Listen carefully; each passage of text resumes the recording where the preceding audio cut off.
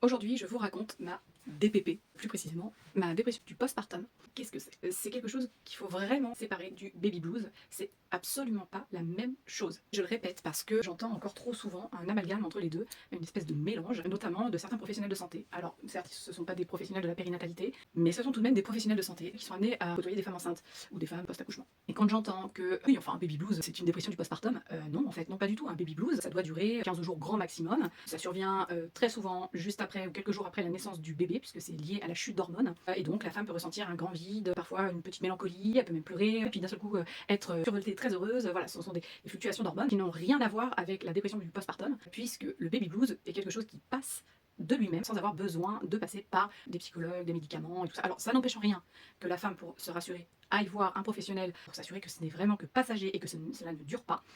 Par contre, au-delà de 2 semaines, on n'est pas sur un baby blues. Et il y a des choses qui vont être différentes. Donc déjà, ça va être donc cette installation de cette mélancolie en fait dans le temps. Ça peut être aussi des ressentis physiques très forts. Tout ça, je vais vous l'expliquer en vous racontant ma propre dépression du postpartum.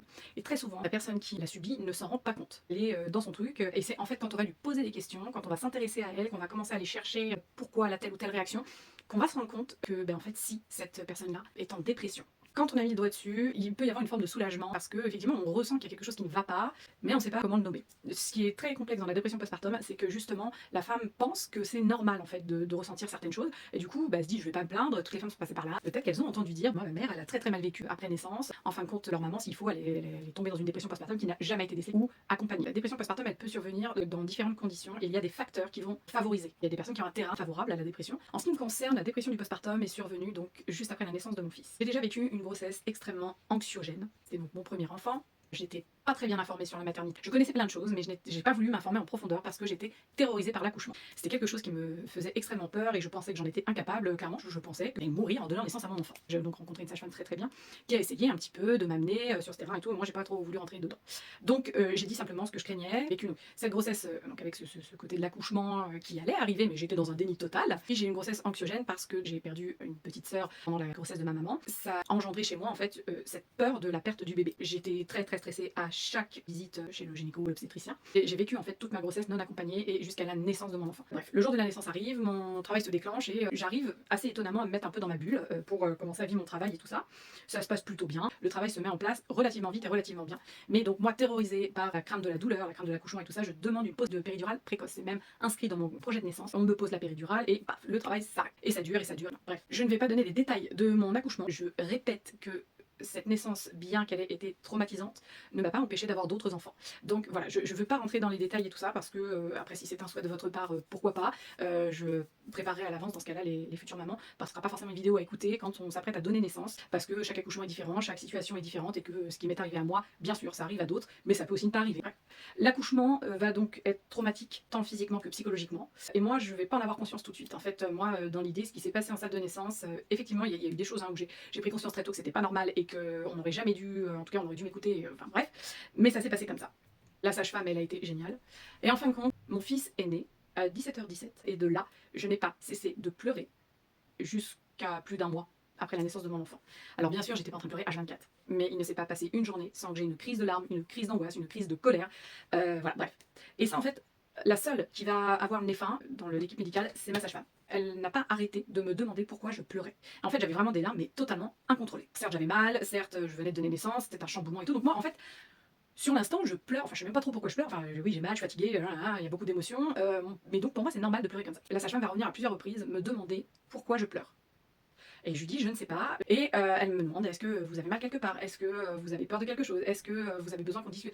Et moi en fait je suis complètement désemparée, je ne sais pas du tout, je comprends même pas pourquoi elle me pose 50 fois cette question. Je vais remonter en chambre et très vite c'est mon mari ensuite qui va se rendre compte que quelque chose ne va pas. Alors je suis très heureuse d'avoir mon fils, on n'en revient pas d'avoir mis au monde cette petite merveille, mais je pleure, je pleure, je pleure, je veux rentrer chez moi, je ne veux pas rester là-dedans. L'accouchement traumatique, les suites de couches compliquées, je pleure tout le temps, je suis vraiment mal et mon mari lui voit bien qu'il y a quelque chose qui va pas. Il va demander à ce qu'une psychologue passe dans la chambre, tellement pour lui je suis métamorphosée et moi déjà je m'en rends pas compte. Quand il va voir les sages-femmes, il leur dit ma femme a un comportement qui n'est pas normal, je suis inquiet, elle ne va pas bien. À force de faire forcing justement, il va obtenir à ce qu'une psychologue passe dans la chambre.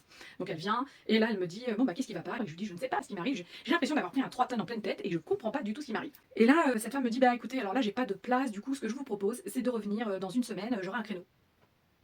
Donc là moi je regarde la femme et dans ma tête c'est tout de suite. Mais dès que je sors de cette maternité, plus jamais je reviens, je sors. Quelques jours après l'accouchement, déjà, je vais avoir une extinction de voix massive. Clairement, je ne peux plus parler du tout. Alors on mettra ça sur le compte de « Oh, elle a tellement crié à l'accouchement », sauf que cette extinction de voix, elle va durer plus d'1 mois. Ça ne m'est jamais arrivé. Je ressens comme une espèce de boule dans la gorge. Tout est lié, mais c'est vrai qu'à ce moment-là, moi, je comprends pas. Je pense juste que, bon, je fais une extinction de voix. Voilà. En fait, je suis épuisée physiquement, je suis épuisée mentalement, je suis épuisée. Tout est fatigué chez moi. J'arrive chez moi, et alors à l'époque, en plus, mon mari, il fait des gardes des fois d'1 semaine de nuit, et son travail est à plus d'une demi-heure de la maison. Donc, quand il part toute la nuit. Moi, je me retrouve seule. En fait, je sors de la maternité et il est de garde déjà dès la première semaine. Heureusement, il y a ma mère qui va rester avec moi pour les premières nuits. Bah, ça se passe comme ça, mon mari revient, on reprend notre train-train avec un bébé. On découvre notre parentalité. C'est un bébé hyper calme parce que c'est un bébé qui malheureusement vit la dépression de sa maman, qui ne pleure presque jamais. En tout cas, quand son père est là, il ne pleure pas, il essaie de se faire le plus discret possible. Et par contre, dès que son père franchit la porte, moi je suis en panique quand je sais que je vais me retrouver seule avec ce bébé, que j'aime plus que tout au monde. Je me rends compte que dès que je suis seule avec mon enfant, dès qu'il se met à pleurer, je me crois incapable de le calmer. En fait, je ne peux pas le calmer parce que je suis tellement anxieuse, tellement stressée, qu'il le ressent forcément, qu'il est inquiet et que du coup il pleure. Et en fait, ça c'est vrai quand mon mari s'absente. Parce que s'il est là dans la même pièce que nous, que je l'ai avec moi et tout ça, il n'y a aucun problème, il ne pleure pas, et voilà. Si toi qui passe la porte, mon fils, voilà, comme moi, parfait, on est câblé, il y a une grosse montée d'angoisse en fait qui arrive, et voilà, et il se met à pleurer. Et le problème, c'est que les semaines où mon mari est de nuit, et ça décuple tellement que je me vois des nuits, donc les nuits où il est de garde, à pas dormir, à pleurer, à hurler, à crier, enfin voilà, à taper dans les murs. Parce que le petit pleure, parce que je n'arrive pas à le calmer, et parce que je me dis que j'y arriverai jamais, et je pète littéralement les plombs, quoi. Et donc j'appelle mon mari, et il est à plus de 40 minutes de la maison, et il a sa femme au bout du fil, avec son fils qui n'a pas 1 mois, sa femme qui pleure au bout du fil en me disant qu'elle n'en peut plus, qu'il faut qu'il arrête, qu'il arrête de pleurer et tout ça. Enfin bon, j'imagine le stress. Et à ce moment-là, moi j'ai pas du tout conscience de ça. Moi ce qui se passe à ce moment-là, c'est que je suis une mauvaise mère, je n'arrive pas à m'occuper de mon enfant n'est bien que quand son père est là, donc c'est que fatalement je ne suis pas bonne pour lui. En fait, moi dans ma tête, c'est ça qui se joue. C'est pas du tout, je me rends pas compte que potentiellement je peux être un danger pour mon fils. J'appelle mon mari, je pleure et tout, et puis 1 fois, 2 fois, enfin. Et lui, du coup, il est plus du tout tranquille, quoi. Mais même la journée, quand il part au boulot, mais la journée, c'est quand même moins anxiogène que la nuit. Donc, bon. Il rentre le soir, moi je suis contente de le voir parce que je me dis, ça y est, le petit va arrêter, il va arrêter de pleurer, il va arrêter de. Enfin, je vais être capable de le calmer parce que son père est là, quoi. Il y a même des fois où je l'ai dans les bras, il pleure, son père le prend, il s'arrête. C'est hyper frustrant. Et là, clairement, on se dit, bah non, mais il y a un truc qui va pas. Je remets en question, en fait, c'est moi et c'est ma capacité à être maman, en fait. Et là, je me dis, en fait, j'ai fait une connerie, j'aurais jamais dû avoir cet enfant. Je suis pas faite pour être mère, finalement. Et un soir, ça va être le soir de trop. Et heureusement, mon mari est à la maison ce jour-là. Mon fils fait une grosse crise, mais une grosse crise, en fait une crise normale, mais pour moi, à mon échelle à ce moment-là, c'est quelque chose d'ingérable.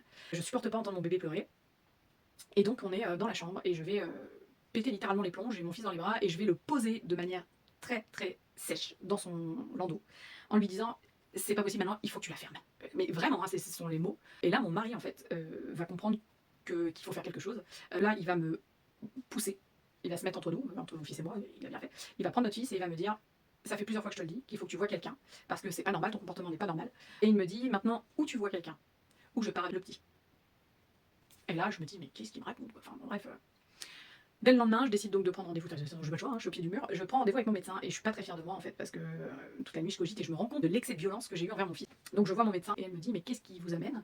Et je fonds en larmes et je lui dis, ouais, voilà, mon mari m'a demandé de prendre rendez-vous avec vous parce qu'il pense que je vais pas bien et que je pourrais être dangereuse pour notre fils, quoi. Et moi à ce moment-là, j'ai très très peur qu'on m'enlève mon bébé, parce que je me dis, ah oui, là j'arrive et je dis clairement que mon mari a peur pour notre fils, donc je vais me faire enlever, quoi. Et donc bien sûr, mon médecin, qui est quelqu'un d'exceptionnel, va me rassurer tout de suite en me disant, mais il n'est pas question de vous enlever votre fils. Moi, votre fils, je le vois, je le consulte, je vois un petit garçon qui est plutôt heureux, il est avec vous, il n'a pas le regard fuyant, il vous cherche du regard, il cherche quand même toujours le contact. Par contre, effectivement, je sens de l'anxiété, et chez vous et chez votre fils, et je pense que voilà, ça se transmet tout ça. Et là, c'est elle qui va poser donc le diagnostic en 10 minutes. Elle me dit, ce que vous vivez, c'est une dépression du postpartum. Et là, moi, de là, j'avais déjà entendu, mais très lointain, quoi. Et là, en fait, tout s'éclaire pour moi, quoi. Là, je prends conscience qu'effectivement, ce que je vis, c'est pas rien, c'est grave.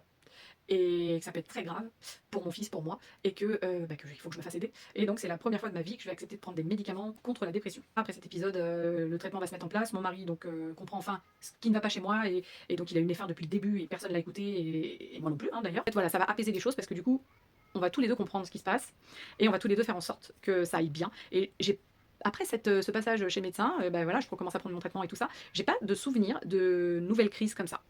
Donc probablement que voilà, ma voix va revenir petit à petit. En fait, voilà, je pense que le fait de débloquer cette partie-là, tout va s'ouvrir en fait, et tout va se mettre à plat.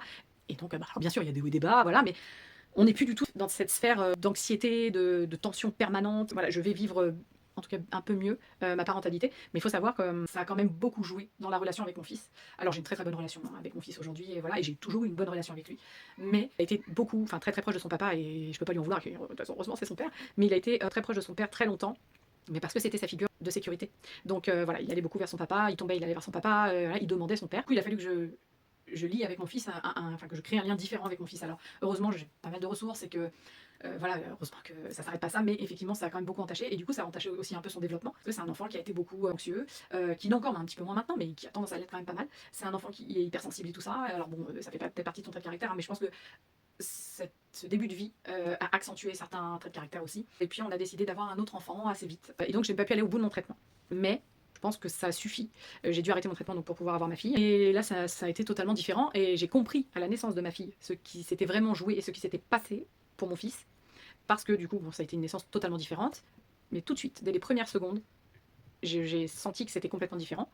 Qu'en fait, c'était comme ça que je devais être maman. Et pas comme je l'ai été pour mon fils, en fait. Et parce que ma fille, voilà, elle est née. Alors bien sûr, j'ai pleuré de joie à l'arrivée de ma fille. Là, je venais de donner la vie de façon assez express, quand même, faut le dire. Ça s'était super bien passé. Voilà, j'ai pas eu le temps d'avoir la péri ni rien. Et du coup, quand on est monté en chambre, mon mari était beaucoup sur le qui-vive. Je voyais qu'il m'observait beaucoup. Et moi, je comprenais pas trop.